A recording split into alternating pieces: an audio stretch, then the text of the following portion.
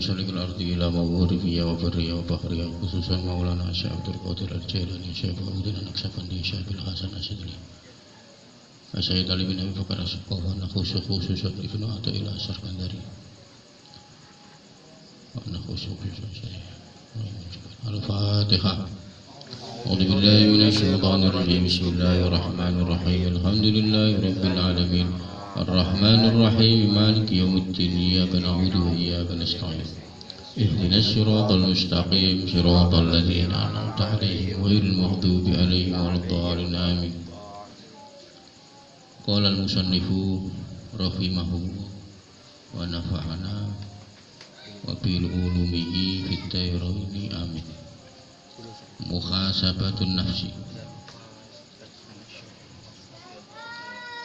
muhasabah hati, muhasabah nafsu, jadi menghitung nafsu, menghisab nafsu gitu. An Syekhi Abi Hasan Asyadili, dari Abu Hasan Asyadili. Abu Hasan Asyadili ini adalah penemu atau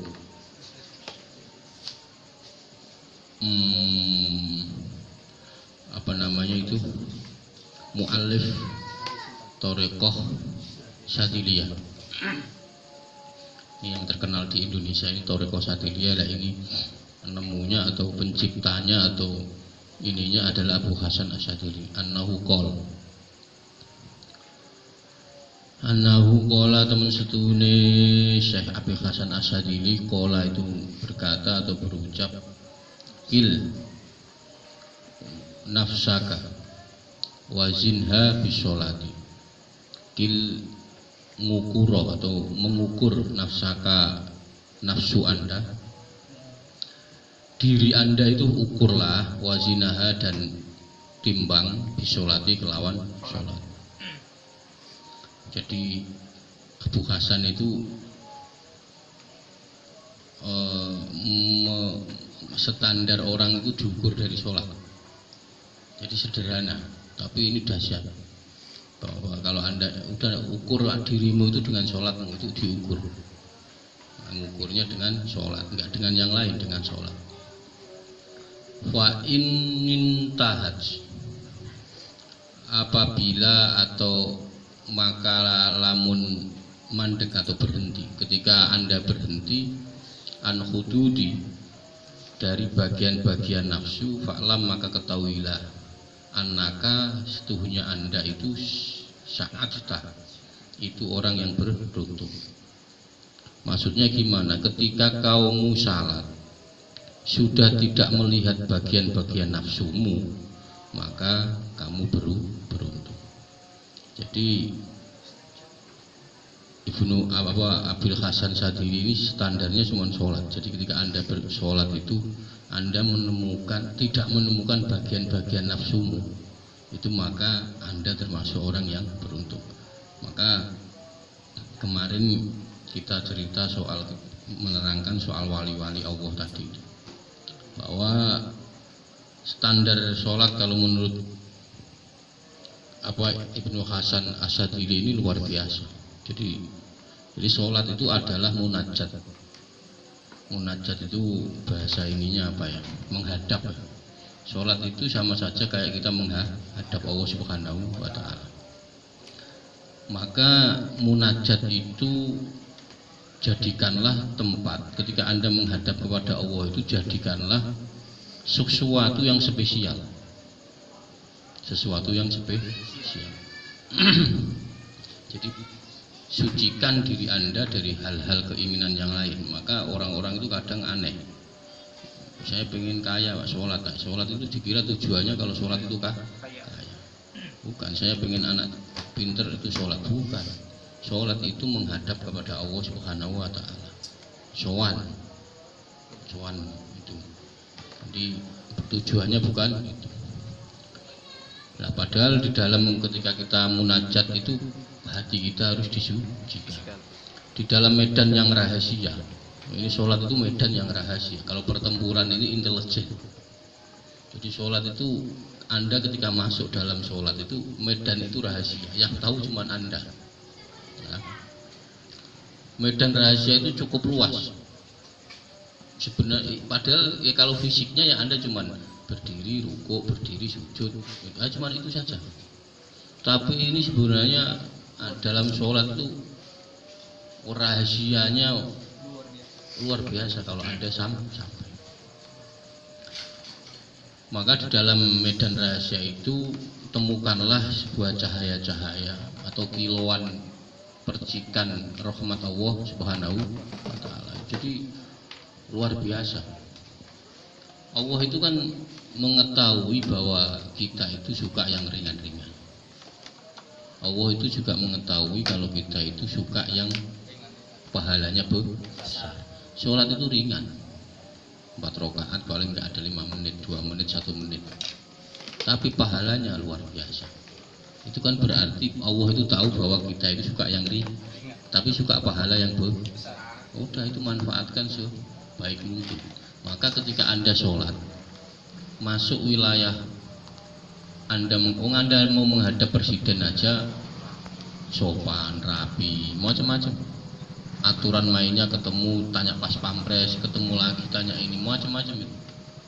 Nah, nanti di depan presiden itu ya kita harus benar-benar fokus sama presiden, nggak mungkin bahas selain apa yang mau kita ajukan ke presiden. Jadi itu. Jadi munajat itu bahasa ininya itu hubungan.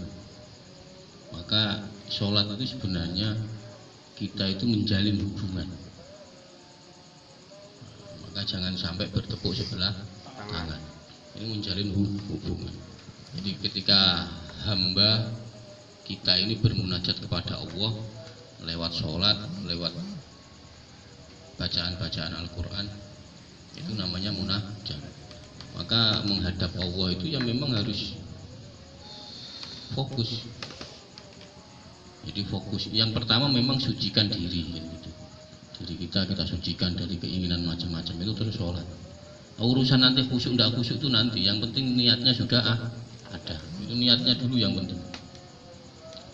Nah, Allah itu bermunajat pada hamba. Kalau hamba bermunajat pada Allah itu lewat sholat, lewat bacaan Quran. Sholat itu pasti ada bacaan Qurannya, nggak mungkin enggak. Nah, tapi kalau Allah bermunajat kepada hamba itu melalui pemberian. Jadi nanti ketika Anda sudah khusyuk, sudah masuk ruangan diskusi Anda sudah menghadap kepada Allah, sudah masuk ruangan rahasia tadi itu, Allah itu membalas dengan pengetahuan. Anda nanti akan dikasih pengetahuan. Anda diberi pengetahuan, diberi pemahaman, dan akan dihijab apa yang tertutup selama ini menjadi kebuka untuk ketemu Allah Subhanahu wa taala. Itu sholat itu. Maka cerita banyak, kayak Sayyidina Ali ketika kena panah itu beliau sholat. Ketika dicabut ya nggak kerasa karena sudah menghadap, sudah sambung, sudah wusul, sudah ketemu Allah. Jadi nggak, yang lain nggak kerasa. Nah, sebenarnya sholat itu ini. Nah, tapi untuk seperti itu susah, cuman setidaknya kita pelan-pelan tetap menuju ke sana. Tujuannya ke sana.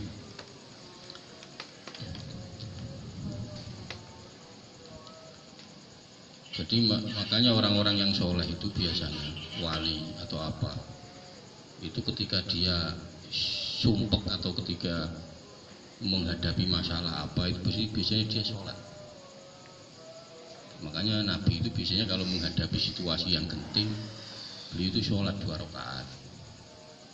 Sholat 2 rakaat. Banyak wali-wali atau ulama-ulama dulu itu kalau umpama nulis kitab sini susah itu sholat. Nah, tujuannya itu. Maka sholat itu sebenarnya ketika Anda wusul sambung, Anda bermunajat menghadap kepada Allah dengan melakukan sholat dan bacaan-bacaan Quran dan memuji-muji Allah itu. Maka sebenarnya dalam sholat itu ada komunikasi. Ketika kita membaca Bismillahirrahmanirrahim, kita ngomong Alhamdulillahirabbil alamin. Alhamdulillahirabbil alamin itu Allah menjawab. Ketika kita ngomong Alhamdulillahirabbil alamin itu Allah menjawab langsung. Oh, hambaku memuji. Ar-Rahmanir Rahim, itu Allah langsung jawab, hambaku meluhurkanku. Itu terus sampai Maliki Yaumiddin, oh hambaku menyanjung-nyanjungku. Itu ada komunikasi sebenarnya. Itu dalam hadis ada itu dijelaskan. Iyyaka na'budu wa iyyaka nasta'in, hanya kepadamu aku menyembah, hanya kepadamu aku meminta pertolongan. Lah ini urusanku sama hambaku. Nah, itu Allah jawabnya begitu. Nah, Anda minta apa saya kasih. Itu ada komunikasi itu. Nah, maka kalau sebenarnya sudah masuk dimensi rahasia tadi itu akan ada jawaban seperti itu. Maka kalau kita sholat, kalau sudah ada yang seperti itu, maka kita itu termasuk menurut Syekh Sadili, kita termasuk orang yang beruntung, karena itu sudah mulai terbuka, tersingkap sedikit-sedikit kita menuju Allah Subhanahu wa Ta'ala.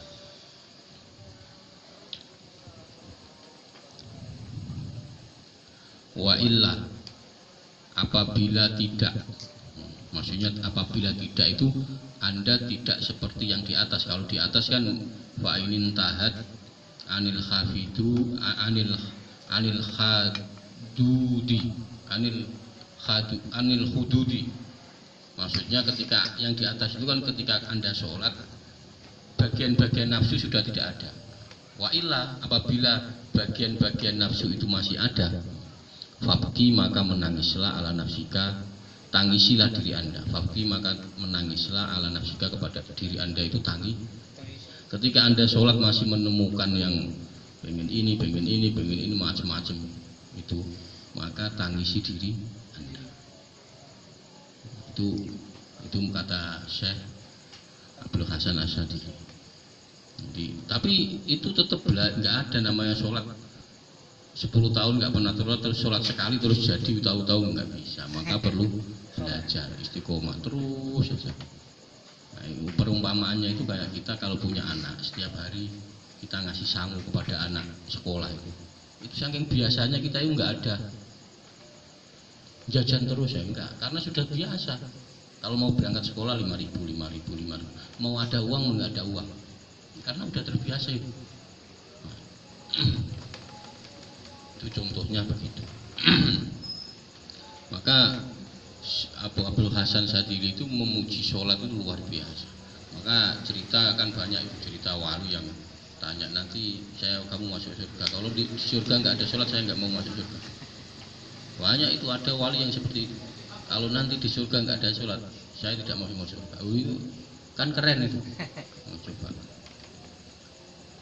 Jadi sholat itu karena rasanya yang nggak bisa diomongkan, nggak bisa. Kalau sudah usul itu nggak bisa Anda cerita sholat nanti itu nggak bisa, karena Anda memasuki medan rahasia yang tahu hanya Anda dan Tuhan Anda. Idza jarorta rijlaka, idza jarorta, ketika Anda menjalankan rijlaka, apa kaki Anda, ila sholati, kepada sholat, ketika Anda berjalan menuju sholat, jaron dengan berjalan serius, ketika Anda itu menjalankan kaki Anda menuju sholat dengan serius, fa'ala ra'aita habiban, apakah Anda tidak melihat habiban atau kekasih, la yuridu liqa'a habibah. Loh, pertanyaannya kan begini, apakah anda itu tidak melihat seorang kekasih? Layuri itu tidak mau ketemu, layuri liqa'a itu tidak mau ketemu orang yang dikasihi. Wah, ada nggak kira-kira? Nggak ada. Wong orang dia itu seorang kekasih, mau ketemu orang yang dikasihi kok nggak mau? Itu kan aneh itu. Paham nggak ini kira-kira? Nggak paham. Kita ini mencintai Allah, lah kok mau ketemu Allah kok nggak mau? Kita ini, iya, kita punya pacar, lo mau ketemu pacarnya nggak mau? Ini kan berarti ini palsu cintanya. Biar familiar. Jadi sholat itu begitu. Jadi ketika Anda belum menemukan itu berarti cinta Anda palsu. Cinta Anda palsu. Qala Allah Ta'ala inna sholata tanha anil fahsya wal munkar. Allah Ta'ala berfirman bahwa inna sholata teman setuhuni sholat tanha itu bisa mencegah anil fahsya'i wal munkar dari sifat-sifat keji dan kemungkaran. Tapi banyak orang yang sholat tapi masih mungkar kan gitu. Pertanyaannya sekarang, orang sholatnya tiap hari tapi maksiatnya juga tiap hari. Nah itu berarti sholatnya perlu dipertanyakan. Sholatnya sudah benar apa belum? Niat sholatnya apa? Loh banyak orang yang tiap hari datang ke masjid pakai jubah pakai ini, tapi tujuannya nggak sholat. Tujuannya pengen dilihat orang biar gagah. Ingin dilihat orang bikin ini itu. Mesti kalau Quran ini salah kan begitu. Ada orang sholat tiap hari masih maksiatnya jalan, ininya jalan, korupsinya masih jalan. Nah, itu berarti sholatnya ada masalah. Sholatnya dia yang salah bukan sholatnya. Kalau dia betul sholatnya, niatnya betul, tujuannya betul, caranya dilakukan betul, nggak mungkin. Karena ini Quran. Kalau ini berarti bohong Quran. Nah, berarti sholatnya dia ada masalah. Niat sholatnya itu masalah.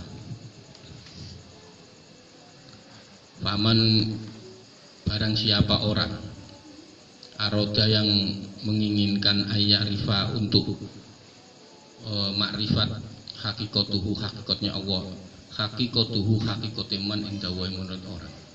Maka siapa saja yang ingin tahu hakikatnya diri kita ini di hadapan Allah dan melihat wayang duru halu dan melihat halianya atau tingkahnya, wayang duru dan melihat haluhu apa tingkahnya man ma'ahu terhadap Allah. Apabila siapa saja orang yang ingin tahu hati hakikatnya, hakikatu itu hakikatnya. Siapa saja orang yang ingin tahu hakikatnya diri di hadapan Allah dan melihat haliyahnya atau tingkahnya terhadap Allah, fal yang dur maka lihatlah ila sholatihi kepada sholat. Sederhana orang kalau orang ingin tahu dia gimana, hakikat orang itu bagaimana di hadapan Allah, dia itu pura-pura itu apa atau ini macam-macam itu cara standar ngeceknya, standar mengujinya itu sederhana. Sholatnya bagaimana? Imma bisukuni, apakah di situ sholatnya itu diam, wal khusyu'i dan anteng itu apa bahasa Indonesianya? Anteng. Wa imma bil ghaflati atau dia itu lupa wal ajalati dan buru-buru atau cepat-cepat, maksudnya cepat-cepat selesai. Nah, lihat sholatnya aja, kalau sholatnya itu santai, anteng, nah itu berarti ada potensi dia menuju hakikat ketemu Tuhan. Tapi kalau sholatnya itu sudah ngawur, lupa atau macam atau buru-buru dan cepat dan selesai itu, nah itu masalah. Nah, itu standar Syekh Abil Hasan Sadili itu sederhana, lewat sholat.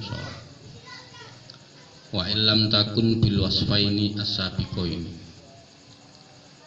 Wa illam takun apabila tidak ada bil wasfaini, maksudnya dua sifat tadi yang di atas, maksudnya sifat sukun dan khusyuk, sifat diam dan anteng, as-sabiqaini faksi atau yang sudah dulu maksudnya wasfaini sabiqaini itu adalah sifat yang sudah dulu, yang maksudnya ya sukun dan khusyuk, diam dan anteng. Faksi maka taburkan apa aturoba yang debu ala roksika kepada kepala Anda. Jika dalam sholatmu itu kamu tidak menemukan ketenangan dan kehusyukan, maka kamu ngambil tanah diusapkan ke kepala.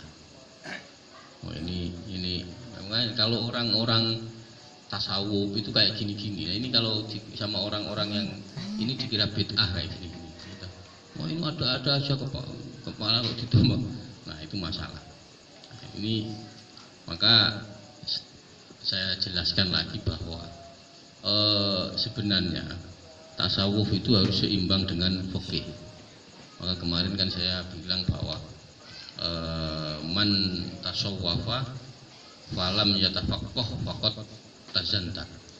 Jadi barang siapa yang bertasawuf tidak memakai fikih maka dia zindik. Zindik itu pura-pura beriman, bahaya. Jadi orang yang sok tasawuf itu pokoknya saya kenal Allah begini, di macam-macam itu, tapi tidak berfikih, enggak sholat, enggak ini, enggak macam-macam, maka dia zindik, pura-pura beriman. Sebalikannya, waman tafaqqaha wa lam yatasawwaf faqad tafassaq. Apabila ada orang berfikih tapi dia tidak bertasawuf, maka dia fasik. Maka dua-duanya harus kumpul. Makanya menurut Ibnu Arabi, waman jama'a bainahuma faqad tahaqqaq. Barang siapa yang mencampurnya antara fikih dan tasawuf, maka dia adalah yang hak. Maksudnya yang hak itu dia akan bertemu Allah Subhanahu wa ta'ala. Jadi itu, karena tasawuf itu membahas sesuatu yang sifatnya apa ya?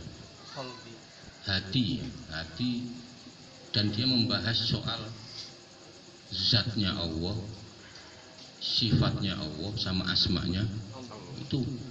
Jadi itu yang dibahas. Maka Anda ketika memasuki dimensi tasawuf itu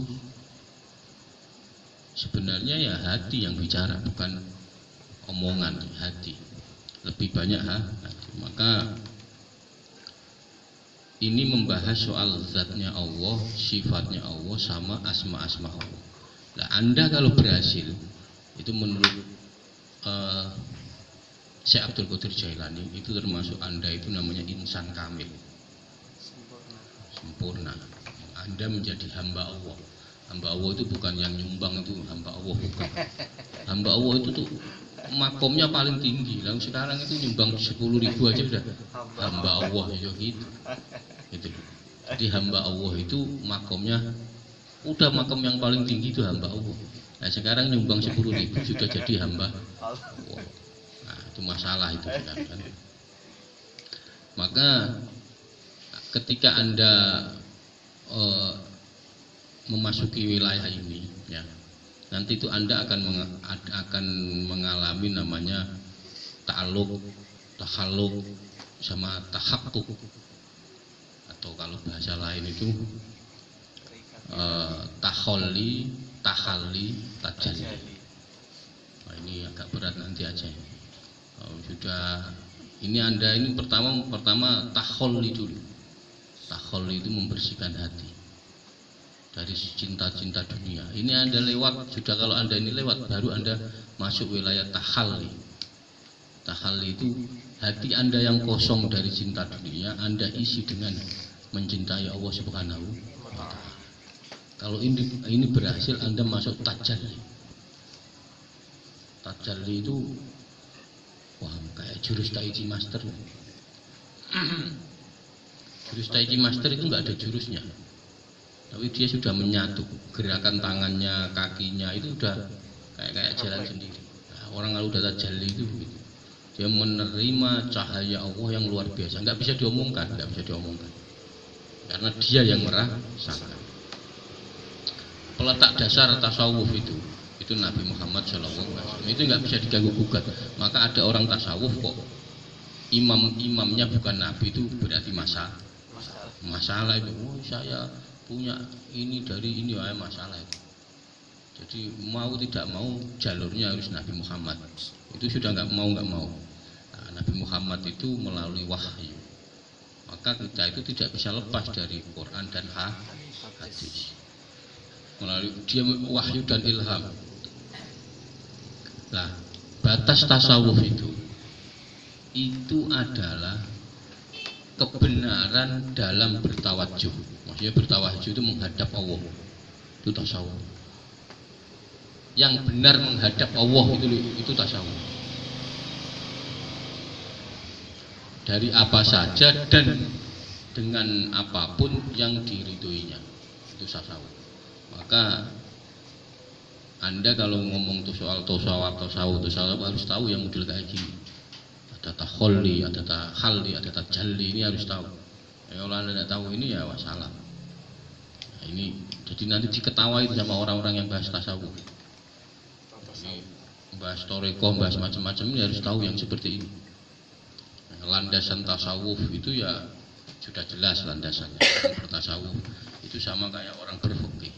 Tetap pakai Al-Quran. Jadi bukan kok tasawuf itu enggak zikir bukan enggak apa ya, tetap dia memakai Al-Quran, hadis dan ilham orang-orang soleh atau wali. Ilham orang-orang soleh atau wali. Ini standar tasawuf. Jadi tetap dia memakai Quran dan hadis. Maka dalam kitab Ihya itu banyak hadis. Yang hadisnya itu lewat mimpi. Jadi siapa? Imam Ghazali itu mimpi ketemu Rasul, terus Rasul berkata begini, udah ditulis. Maka sebagian orang itu mengatakan bahwa si Imam Ghazali itu masalah, ngarang hadis sendiri, Nah itu ilham. Maka walaupun di situ hadisnya dhaif, maksudnya enggak, tapi kenyataannya itu dapat mimpi ketemu Rasulullah begitu banyak. Nanti saya itu di HP saya ada itu hadis. Ada Habib Ahmad Al-Kaf atau siapa lupa saya. Itu dia mimpi ketemu Rasulullah. Beliau itu bilang begini, ya Rasul, saya ingin mendapatkan langsung hadis dari Rasul. Nah, dijawab 3. Yang pertama apa, yang kedua apa lupa saya. Yang ketiga itu, selama di rumahmu itu ada kopi yang hangat, itu jin dan setan itu tidak mau datang. Oh itu kan kalau sekedar ini kan enggak ini, enggak nyambung. Tapi ini hadis ini nanti ada, saya lupa itu ada saya Habib Ahmad Al-Kaf.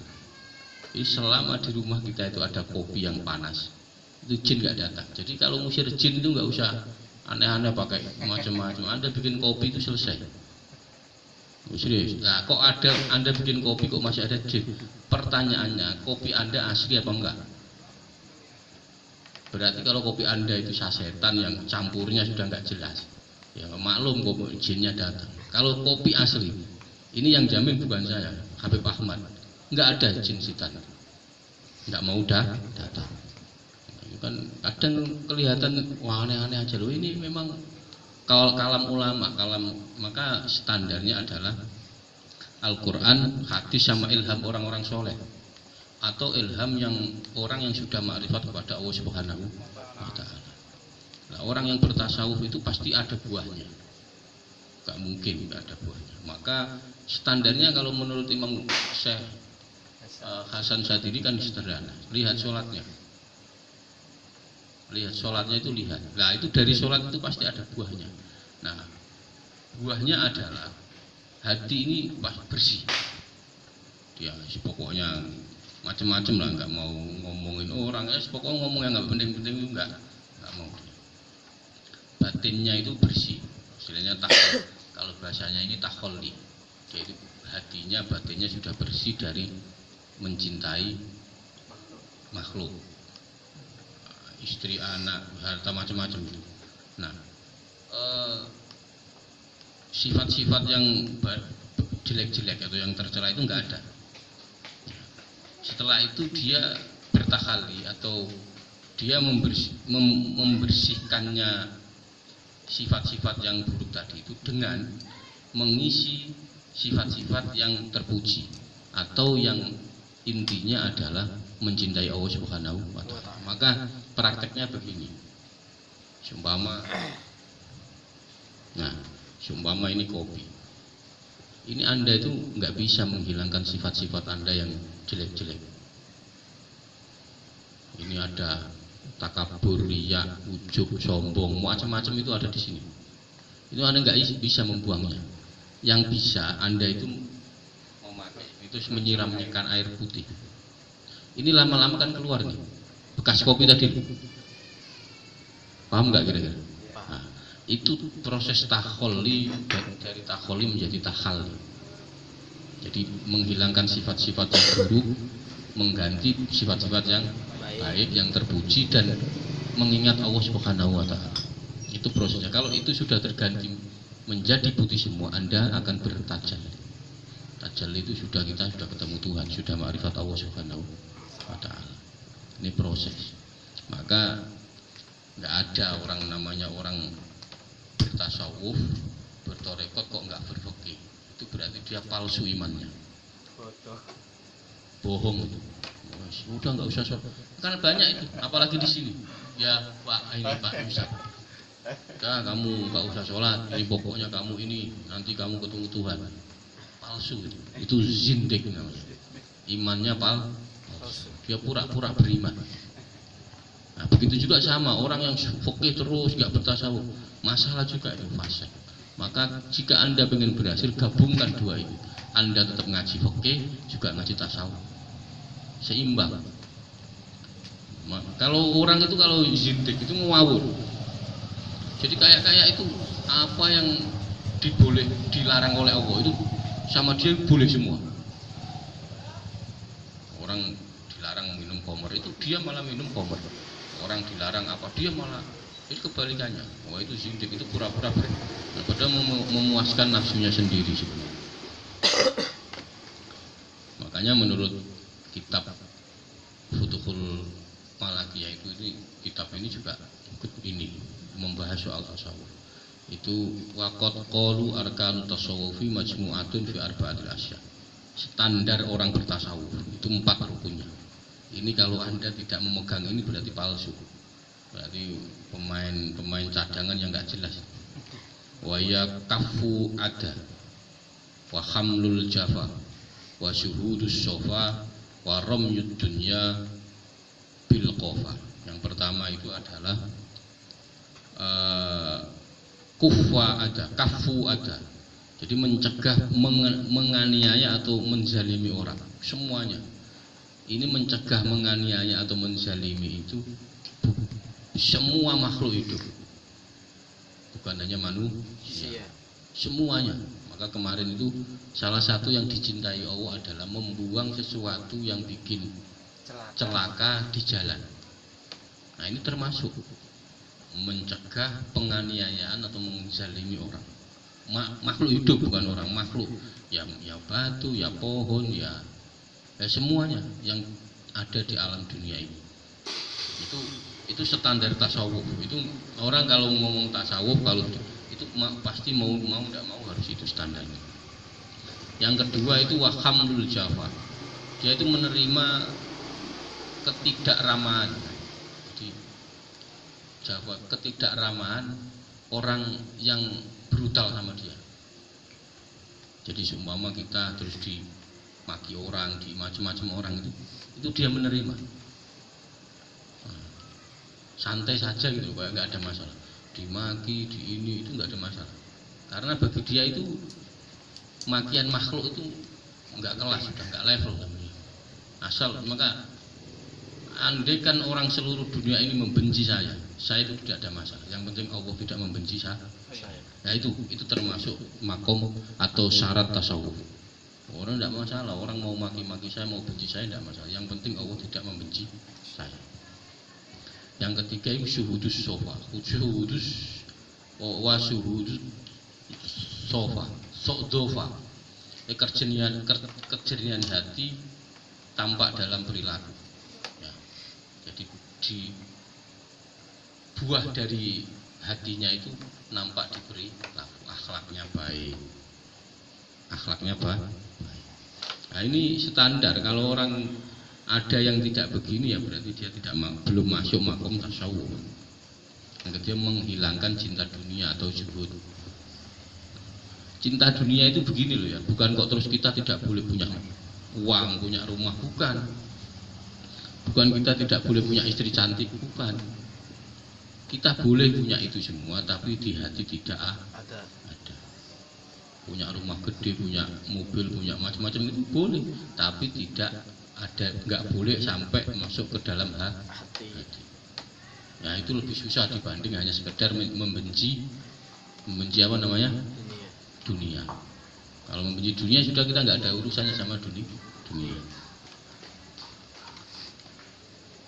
Maka Abil Hasan Sadili itu memuji-muji sholat itu luar biasa. Jadi ketika Anda ingin ketemu, itu ada komunikasi antara hamba dan Allah Subhanahu wa Ta'ala, antara makhluk dan Khalik itu ada komunikasi dalam sholat. Maka dalam hadis itu kan ketika sholat itu Bismillahirrahmanirrahim, Alhamdulillahirabbil alamin. Nah itu spontan itu Allah jawab. Terus Alhamdulillahirabbil alamin itu Allah menjawab langsung. Oh makhluk saya datang ini memuji saya. Nah, maka sebenarnya itu kita itu menghadap, tinggal mengatur hati bahwa saya ini ketemu Allah ini. Itu aja sebenarnya. Kalau itu sudah connect masuk. Ya tapi kalau enggak istiqomah, enggak kebiasaan, enggak bisa. Karena perlu kebiasaan. Nah, maka terus apa namanya? Ketika Ar-Rahmanir Rahim, oh datang hambaku menyanjungku. Terus lagi Malik Yaumiddin, hambaku apa namanya mengagung-agungkan. Terus iya karena butuh, iya karena stain. Itu langsung Allah menjawab, oh ini urusan hambaku, saya dan hambaku. Hambaku mau minta apa? Bahasanya begitu. Jadi terus ihdinas siratal mustaqim siratal ladzina an'amta 'alaihim. Itu ada komunikasi antara kita dengan Allah Subhanahu wa Ta'ala. Nah ini mengaturnya ya sulit. Harus tetap sucikan hati, itu yang paling penting. Hati kita harus clear dulu dari masalah. Maka sholat itu adalah wahana penyucian hati. Orang itu di luar sholat boleh mikir macam-macam, mikir kaya, mikir ini, mikir boleh, tidak masalah. Tapi ketika sholat bersihkan semua itu pikiran Anda itu. Jadi sholat itu bisa membersihkan roh dari gambaran makhluk. Yang awalnya dulu tadi mikir makhluk, mikir ini sudah hilang. Jadi ketika kita munajat itu dari sebelum sholat itu kita punya pikiran macam-macam, campur aduk, ada ditagih utang, ada besok makan apa, ininya apa, macam-macam itu. Nah ketika Anda sholat itu bisa mengurangi sebenarnya kalau Anda mau fokus. Atau memang kalau Anda sudah fokus malah lupa semua itu. Maka saran saya ketika Anda sumpek mikir uang, mikir utang, mikir macam, udah sholat. Udah nggak usah wiridan, sholat udah. Itu. Sholat apa aja udah, mau sholat sunnah, mau sholat macam terserah, pokoknya sholat. Ini menurut Imam Abil Hasan Asyadili. Fa'ilam takun fa'innaman jalasa sohibal miski abaku alaihi min rihihi. Fa'innaman setune orang jalasa yang duduk orang itu sohibal miski pada orang yang jual minyak misik. Abako maka kecipratan atau keambun alaihi min rihihi dari anginnya, baunya minyak misik. Jelas orang kalau kumpulannya tukang minyak ya ketularan fa inna sholata majalisatullahi ta'ala. Sesungguhnya sholat ini adalah majelis atau sowan atau berhadap-hadapan dengan Allah Subhanahu wa Ta'ala. Fa idza jalastahu, ketika Anda berhadap-hadapan atau ketika Anda sowan kepada Allah, walam yakhsul, dan tidak mendapatkan apa-apa. Walam yakhsul laka, ketika Anda tidak menghadap, sudah tahu bahwa sholat ini adalah majelis, tempat ruang bercinta kita kepada Allah. Lah kok Anda tidak mendapatkan apa-apa? Walam takhsul laka, Anda tidak mendapatkan apa-apa. minhu dari Allah. Anda tidak mendapatkan apa-apa dari Allah. Dalla, maka itu menunjukkan, dalla itu menunjukkan zalika ala maradin fika, itu menunjukkan bahwa hati Anda sakit. Sholat itu pasti mendapatkan, cuman Anda nggak tahu. Nah, kok Anda tidak mendapatkan apa-apa, berarti hati kita sakit. Ala maradin fika, maka hati Anda sakit. Wawa hale utawi, yang dinamakan wawa itu marid atau sakit. Imma kibrun au ujibun au adamul adab. Yang pertama, ada kalanya penyakitmu itu sombong. Yang kedua ujub. Ujub itu pamer, riya atau iri lah, iri dengki. Pamer, saya sholatnya 10.000 kali, itu pamer termasuk. Nah, maka bahaya itu, penyakit dua itu bahaya itu. Au adamul adabi, atau tidak punya adab. Ini menurut Syekh Abdul Hasan Asyadili, ini penemu Thariqah Asyadiliyah. Aturan mainnya begini. Qala ta'ala fa'asrifu an ayati alladzina yatakabbaruna fil ardi bighairi haqq. Ini sudah dibahas di depan yang fa'asrifu itu tadi, bahwa orang Allah itu kalau sudah mau menginggokkan atau mau membelokkan itu sama, malah dijauhkan sama orang sombong-sombong itu. Karena apa? Dia tidak punya hak untuk sombong di bumi Allah Subhanahu. Enggak punya hak dia. Orang berani sombong itu apa? Mana itu? Kok berani sombong itu? Fa'asrifu an ayatil ladzi yatakabbaruna fil ardi bighairi haqq fayakunu misalul makhluqin. Itu diumpamakan kayak yang pertama itu adalah kayak orang yang sakit panas. Dia menemukan di bibirnya ada gula, tapi tidak merasakan yang dirasakan pahit. Jadi itu penyakit itu bahaya. Maka dalam tasawuf penyakit yang paling bahaya itu dua itu. Nah, tadi kayak di gelas tadi kan isinya banyak. Ada sombong, ujub, riya, takabur, macam-macam. Itu yang paling keraknya itu namanya sama ujub. Itu udah keraknya itu penyakit. Itu yang paling susah. Ya, orang itu kadang sudah taat kepada Allah, sudah sholatnya sudah tiap hari, mungkin ini, tapi ternyata di hatinya itu ada rasa sombong.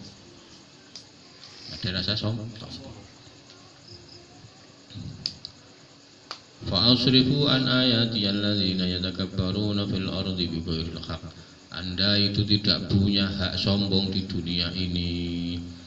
Fala yang bagi maka sebaiknya liman kedue wong sholat yang sholat sapaman an usri'ah. Maka sebaiknya orang yang sholat tadi yang usri'ah itu buru-buru atau cepat-cepat. An usri al khuruja, maksudnya dia sholat tapi cepat-cepat ingin keluar dari sholat. Dia sholat tapi cepat-cepat pengen keluar dari sholat, maksudnya cepat-cepat pengen salam. Baliyat guru, maka berzikirlah kepada Allah Subhanahu wa ta'ala. Ini obatnya. Wa yastaghfiru, lan beristighfar kepada Allah Subhanahu wa ta'ala. Min taksirihi, dari sembronone, apa sembrono itu? Atau kekurangannya dia di dalam sholat. Maka ketika ada orang yang sholatnya itu cepat buru-buru pengen selesai, maka solusinya, maka setelah sholat berzikir kepada Allah dan membaca istighfar. Ini sudah sholat nih, udah niatnya baik mau sholat, tapi sholatnya itu terburu-buru. Nah, maka sebaiknya setelah sholat Anda berzikir kepada Allah dan beristighfar. Farubba sholati la tasukulil qabuli, karena dalam kekurangan latas luku ora patut lil qabuli maling diterima. Maka sebenarnya di dalam kekurangan sholat itu tidak pantas diterima. Jadi sholat itu menurut Syekh Ibnu Abdul Hasan Asy'ari harus sempurna. Kalau kurang berarti tidak boleh diterima. Allah tidak repot kalau kayak gini. Nah, makanya kalau saya enggak, yang penting kita sholat dulu. Mau khusyuk mau enggak khusyuk kita sholat dulu. Nah, dari istiqomah berjalan itu nanti kita akan menemukan sedikit-sedikit cinta kepada Allah Subhanahu wa taala. Itu kalau sudah ketemu itunya baru kita akan ngerasa yang macam-macam. Fa in istaghfarta, maka istighfar kepada Allah Subhanahu wa taala ba'da sesudah salat, kubilat maka diterima. Ketika Anda habis salat, Anda cepat-cepat terus habis salat terus Anda beristighfar dan berzikir kepada Allah, maka salat Anda diterima. Oh, coba bayangkan. Karena ada sopoan Nabi alaihi salatu wasallam idza sholat, ketika Nabi sholat itu istighfar wa salah sama. Ketika habis sholat Nabi itu beristighfar 3 kali. Jadi habis sholat selesai terus istighfar astagfirullahaladzim itu 3 kali. Jadi sebenarnya enak Islam itu, ada solusi. Setiap masalah kita itu dikasih solusi. Kita sholat saya belum bisa sempurna, belum bisa ini, ya udah berarti habis sholat Anda istighfar 3 kali. Bukan enak itu, ada solusi, semuanya ada solusi. Maka saya habis sholat itu minimal 3 kali istighfar. Sholat apa saja, karena sholat kita itu belum tentu sempurna. Jangankan kalau menurut aturan main fikih itu loh, sempurna apa belum itu enggak. Baca ininya, Fatihahnya bagaimana, rukuknya bagaimana, ininya itu cara fikih aja kita belum tentu kadang itu sempurna, apalagi menurut Allah Subhanahu wa taala, apalagi soal sambungnya hati. Maka ini bisa dilakukan hanya dengan istiqomah. Nggak bisa Anda melakukan ini kalau nggak pakai tahu-tahu pengen usul sama Allah, nggak bisa. Maka tetap istiqomah, jalannya itu istiqomah. Nah, maka sholat itu dimensinya, kalau Anda memasuki ruangan itu bayangkan Anda itu mau ketemu, iya jangan jauh-jauh lah, mau ketemu presiden aja itu pasti berbunga-bunga, atau mau ketemu orang yang kita cintai aja itu begitu lah. Bayangkan itu dulu kalau nggak bisa bayangkan yang lain. Ini membayangkan aja, bayangkan saja, sering-sering bayangkan. Kalau Muis pinter kalau disuruh bayangin. Ya. An-nahyu an-syaki fillahi ta'ala, mencegah keraguan kepada Allah Subhanahu wa taala. Ini nanti itu ada penyakit ragu-ragu. Maka kemarin kita ngobrol, kita menjelaskan soal su'ul khotimah itu. Su'ul khotimah itu ada 2 menurut Imam Ghazali. Yang pertama itu dia ketika mau mati itu dia masih pengen urusan yang ada di dunia, pengen hal-hal yang duniawi. Contoh, udah mau mati nih, udah mau dicabut nyawanya sama Israel, tapi pikirannya masih, wah saya mau beli rumah, mau beli mobil, wah saya mau kawin lagi, mau macam-macam itu sudah mau dicabut, padahal Israel sudah di depan, sudah mau kamu tak cabut sekarang, itu pikirannya masih itu su'ul khotimah. Itu yang su'ul khotimah yang ringan. Tapi yang su'ul khotimah yang berat itu ketika dia Israel sudah datang mau nyabut, itu dia masih ragu-ragu. Di hatinya itu ada keraguan. Ini Allah ini gimana? Ada apa enggak? Ini Allah ini yang Maha Esa apa enggak? Itu. Wah, itu bahaya. Yang pertama itu level standar kecil lah. Yang kedua itu. Jadi ada 2. Nah, tapi kalau bisa kita jangan dua-duanya. Gitu.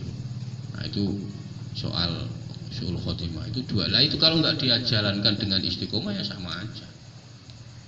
Atau Anda mau mengantisipasi Israel nggak bisa. Oh nanti kalau saya baca syahadatnya nanti kalau Israel mau datang saja, ya nggak bisa. Anda mau mengantisipasi, mau politiki Israel nggak bisa. Sekarang nggak usah baca syahadat lah, nanti ketika Israel datang saya tak syahadat. Jadi nanti mati saya husnul khotimah ya. Cabut duluan Anda mati. Kam fika min kafani wa alam bisawab.